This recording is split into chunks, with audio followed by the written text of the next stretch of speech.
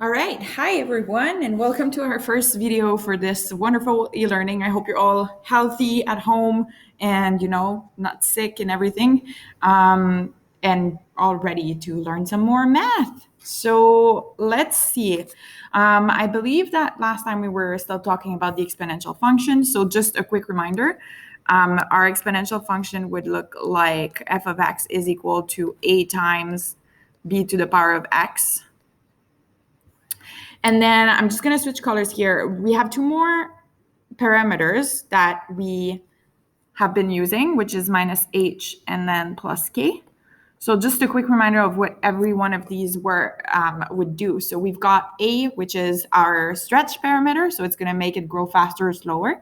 If it's negative, it's going to flip it around the x-axis. Now our b is the base. The h would be how much it's shifted left and right, and k, how much it's shifted up and down. So I put h and k here in green because for the following problems, we're mostly going to focus on a and b. We're not necessarily going to need an h or a k. And therefore, that's why I'm kind of like, they're there, but we're not going to use them for today. So the first example that I want us to do together, that was actually the last example that we did not get the chance of working on last time, is this one here. So we want to be able to find out what the equation would be based on the graph. So the first thing you could do if you want is you could do a little table of values. I'm going to do this first problem here, x and y. So we've got, for x equals to minus 1, we've got 3 as your y value. When x equals 0, we've got 9. And then for x equals to 1, we've got 27. So we got to figure out what a and b are, essentially. Once you figure that out, you're done. So if you recall, for a, I told you a is simply going to be your y-intercept. So the y-intercept, we see it here, it's 9. So a is going to be equal to 9. For b, you kind of want to go and look to see. It's a lot like the geometric sequence. If you remember, for geometric sequence, we would multiply from one number to the other. So as we know, the exponential function is very similar. So here, if I want to figure out how to go from 3 to 9, you would multiply by 3. And same here, you would also multiply by 3. So since we multiply by 3, I'm sorry, this is not writing properly. So since I'm multiplying by 3 every time, it means that my base would be, in fact, 3. So your answer for this first graph is going to be f of x is equal to 9 times, that's a times, not a x, times 3 to the power of x. So if you want, you can check that. So if we substitute for minus 1 here, we're going to have 9 over 3, which is 3 indeed. If I substitute for 0, then we're going to get 9 times 3 to the power of 0, which is just 9. And finally, 9 times 3 to the power of 1, which is 27. So this seems like it works. Note that you could do it with h and k if you wanted to and have a different equation. That is completely fine. This is just the easier way, I think. So I'm going to ask you guys to just pause for a second and then try to do it for the second graph on your own. So the one that that we have here on the left, the right. So try this one and then we'll get back to it. Okay, so assuming that you just pause and that you tried this problem, you should get the following. Your function should be minus 25 because that's your y-intercept times b. The base here, you would multiply by 5 from one to the other. So we're going to have 5 to the power of x. Does that make sense? Well, your a is negative, and you see that your function is in fact reflected along the x-axis. So, yeah, it makes sense. Let's plug in numbers to check. I'm going to let you do that, and we're going to move on. All right, so next question. And by the way, I encourage you to pause and make sure you get it before you move on. That's the nice part about this whole e-learning thing, is you can do it to your own pace and make sure that before you move on to the next problem, you actually got it. And if you don't, feel free to email me or post on Google Classroom, whatever it is that you want to use to communicate with me, please feel free to do so. All right, so the next one is taken from that textbook that I uploaded on your Google Classroom. Let's see. So a bacterial colony has an initial population of 32. The population doubles every half hour, right? The equation that relates P population to time T measured in 30 minutes interval. So for this first part here, the one thing that you should always do is figure out what your X is. So let's define this variable T in this case. So T, it's going to be the number of 30-minute period. Number of, that doesn't write so well, of 30 minutes periods. That's going to make it easier than actually saying the number of minutes. Like that's going to get weird. So trust whatever they tell you to make it easier. And then P is population, so they tell us that. I'm not going to rewrite it. So now the other information that's essential, it's saying the initial population is 32. So we said initial value gives you A. So it's 32. And then the other thing you need to figure out is what your base is. And they also tell you that. They say the population doubles. If it doubles, it means that your base is 2. So overall, it means your equation for this function, I guess we should write it as P of t because those are the variables we're working with. So the population at any time t is going to be given by 32 times 2 to the power of t, where t is going to be 1, 2, 3, 4, and so on. And I mean, 1 would be a period of 30 minutes, 2 would be 1 hour, 3 would be 1 hour and a half. So I hope that you understand that. Now that we have our equation, let's go ahead and graph this relationship. So I like to do tables of values just to be a little bit more precise. So if we are at 0 periods of 30 minutes, it means that we have 32, as they say. This is your initial value. If you have 1 period of 30 minutes, then it's going to double. So it's going to be 64. If you have 2 periods, that's an hour. It's going to double again. So we're at 128. Now at 3, we're going to get 1 hour and a half. That's going to be 256. And finally, 4 would be 2 hours because 4 periods of 30 minutes. And that's going to be 512, I believe. All right, so that's our table of values. Now we can graph this. We know it's an exponential function, so we kind of have an idea on how this graph should look like. And I'm going to graduate this in 1, 2, 3, 4 because we said that's how we're going to deal with our time variable. And it says for 2 hours, so 4 periods is 2 hours. And this is going to be your population. Now, to scale your y-axis is a little bit more complicated because you're going to go from 32 to 512. I mean, you don't have to overcomplicate this. Literally, what I'm going to do is go ahead and graduate this using the numbers I have. So first one would be 32. Second one would be 64. We really can't see anything. That's a 64. Okay, and then after that, 128 would be somewhere here. And then 256. I think I'm going to make this graph a little bit bigger, huh? So let me fix that.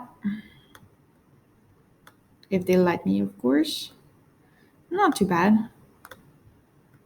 Okay. And finally, 560 and 12. Okay. All right. So original value is 32. First point is going to be here. Then at 1, we're at 64, 128, and then 256, and this one. So your function looks like this. All right. So use a graph to determine the approximate population after 1 hour. Verify your answer using the equation.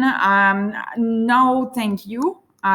We can just literally go ahead and look for a value. So in the table of value, because we've produced it already.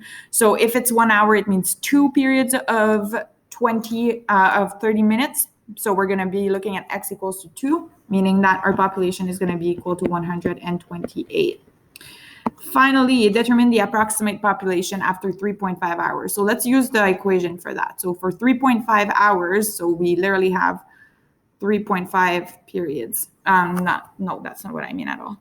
3.5 hours, how many periods would that be? That would be 7, because you've got 3 hours would be 6 times 30 minutes. So that is the situation. So this here should be a 7. Okay, so population at time 7 is going to be equal to 32 times 2 to the power of 7. Let's use a calculator. No one's got time for this. So 32 times 2 to the power of 7. We get 4,096. That would be the bacterial colony after that time. All right, one last problem, just to make sure we're all on the same page. They're all pretty easy, as you can see. It's just nice that you can see what the exponential function is actually used for. It's obviously everywhere in biology. Everything that has a link to something that's alive will follow an exponential equation. So if you want, for example, to follow the human population, you can actually go online and see how this graph is actually exponential. And yeah, so it's super useful. It's used everywhere in biology and statistics and that sort of thing. So let's go on. So bacteria A has an initial population of 100. So I'm just going to write this information here. So that's for A. And then it doubles every day. So B is going to be equal to 2. Now for our bacteria B, it has an initial population of 2. So that is a very small starting point, but then it's going to quadruple every day. So the base is going to be equal to 4. And then in this case, our variable, so T is going to be the number of days.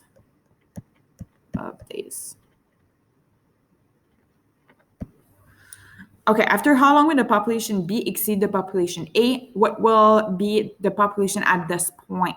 So what we should do essentially is make two functions and put them equal, because that's going to tell you what the value of X is. And X is going to tell you the number of days. So let's do that. So the function for A, I'm going to call it FA, as a function of T is going to be equal to 100 times 2 to the power of T. And then the function for B is going to be equal to 2 times 4 to the power of T. So let's go ahead and put this all equal.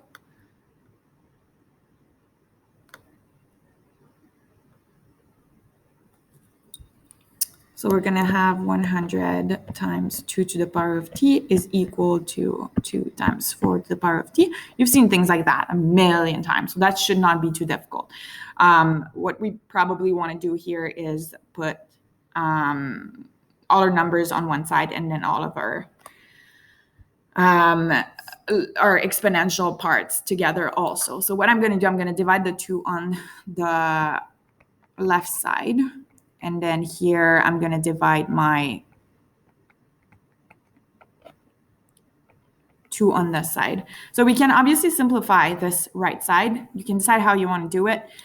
4 is 2 to the power of 2. So we've got a 2t here. So essentially we've got 50 is equal to 2 to the power of t.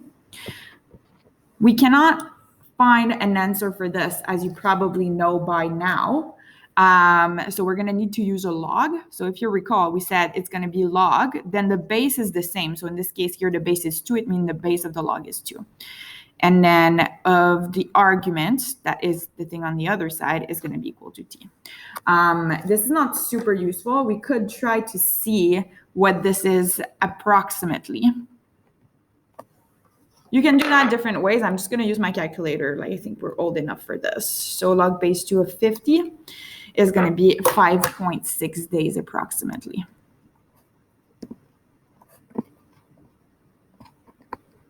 All right. Now they also want us to find a population. So let us do that. To find a population, we can use either of our functions because we know they're equal at that point. So it doesn't matter which one you use.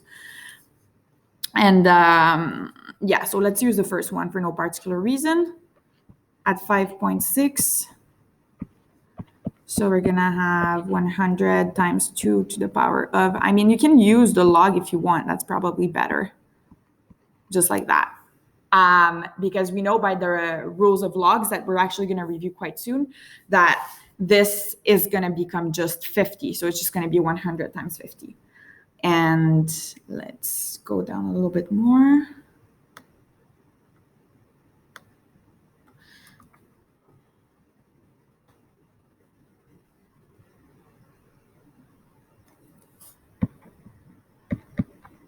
All right, 100 times 50. So we're going to get 5,000.